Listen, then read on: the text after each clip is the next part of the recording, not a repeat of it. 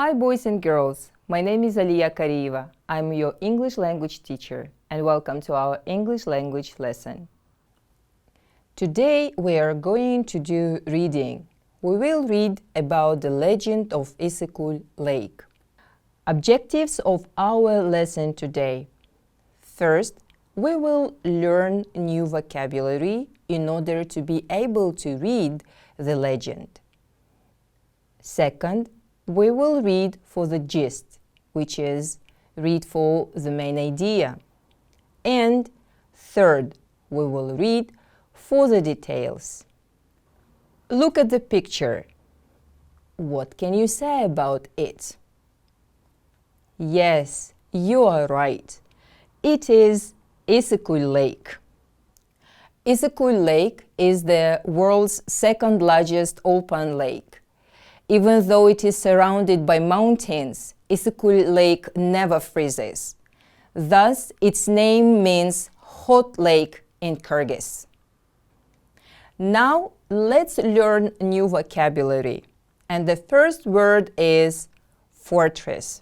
Fortress is a noun. Fortress is a castle or other large strong building or a well-protected place which is intended to be difficult for enemies to enter. Fortress, fortress. The stress is on the first syllable. Repeat after me, please. Fortress, fortress. Good job. Next word is misfortune. Misfortune is a noun. Misfortune is something unpleasant or unlucky that happens to someone. Misfortune, misfortune. The stress is on the second syllable. Misfortune. Repeat after me, please. Misfortune, misfortune. Good job. Propose. Propose is a verb. You propose when you ask someone to marry you. Propose, propose. The stress is on the second syllable. Propose. Repeat after me, please. Propose, propose. Next word is fiancé. Fiancé is a noun. Fiancé is the man to whom she is engaged to be married. Fiancé. The stress is on the last syllable. Fiancé. Repeat after me, please. Fiancé, fiancé. Next word is nomad. Nomad is a noun. Nomad is a member of a group of people who travel from place to place rather than living in one place all the time. Nomad, nomad. The stress is on the first syllable. Repeat after me, please. Nomad, nomad.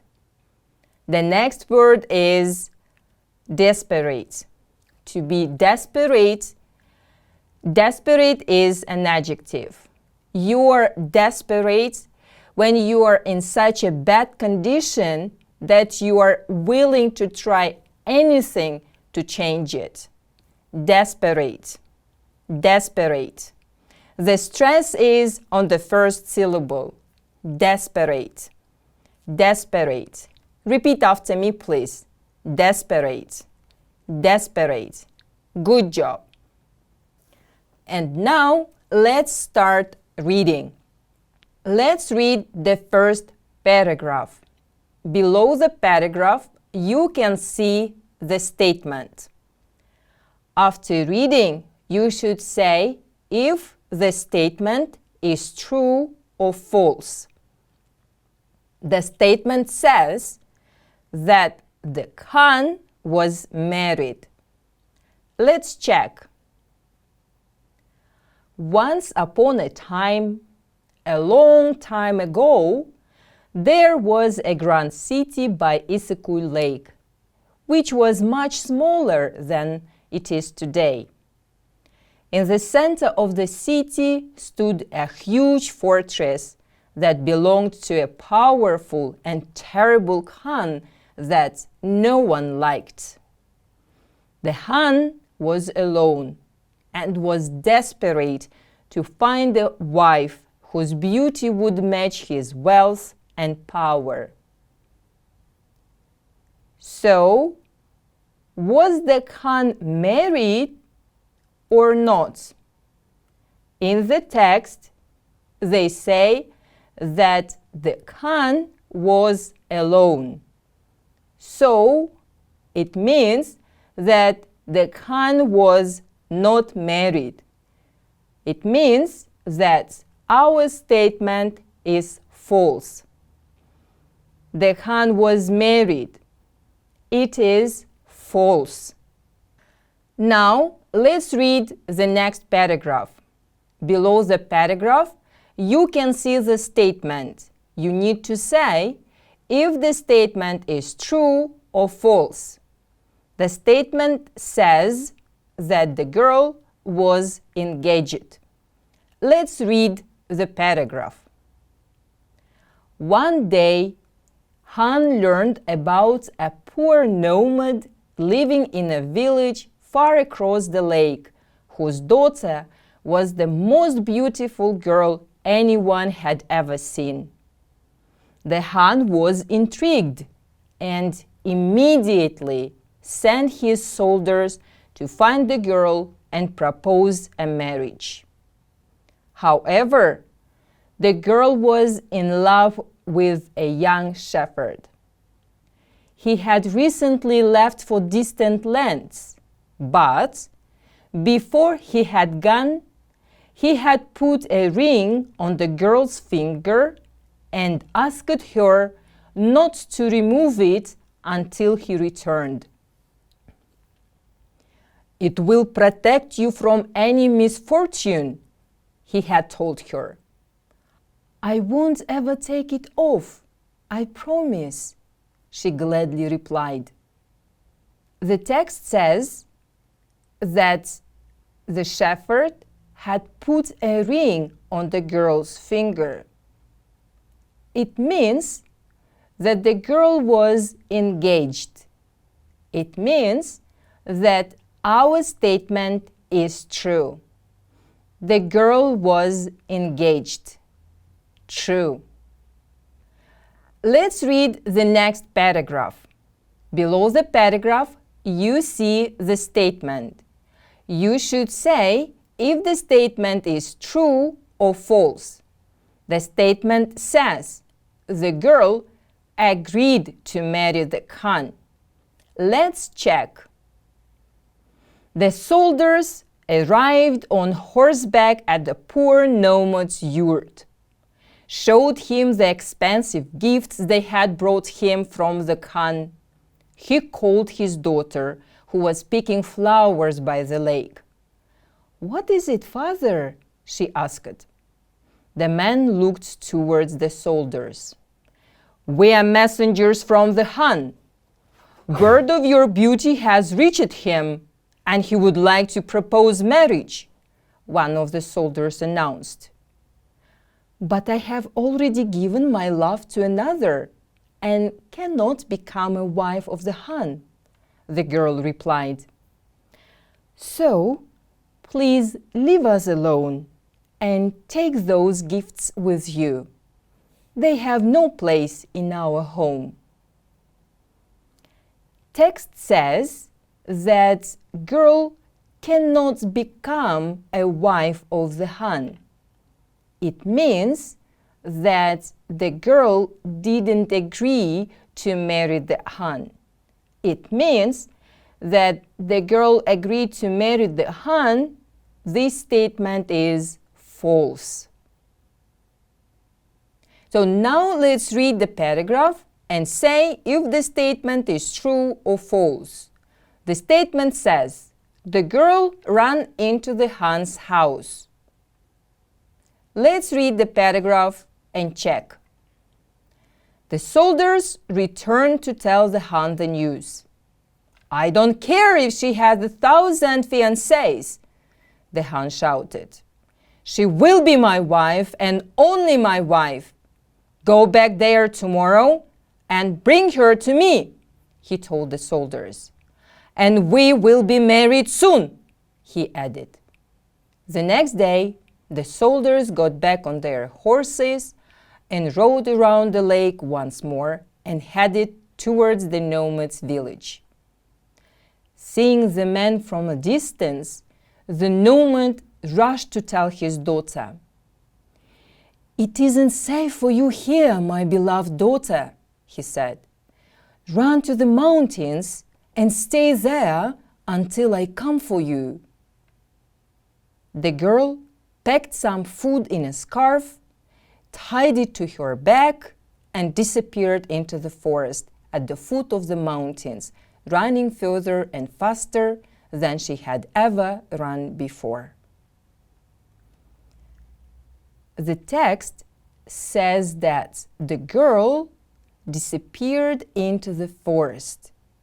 It means that the girl ran to the Khan's house. This statement is false. She didn't run into the Khan's house. She ran into the forest. Good job. Now it is time to remember the whole story from the very beginning. I want you to remember the story and put the events in the correct order. You have 1 minute to do the task.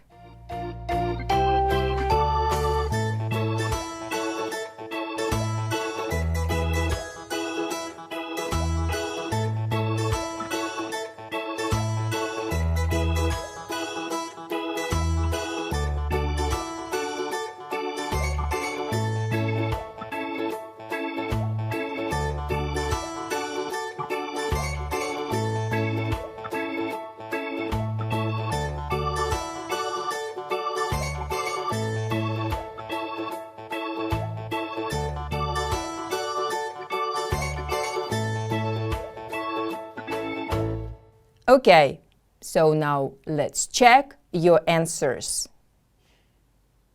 What happened first?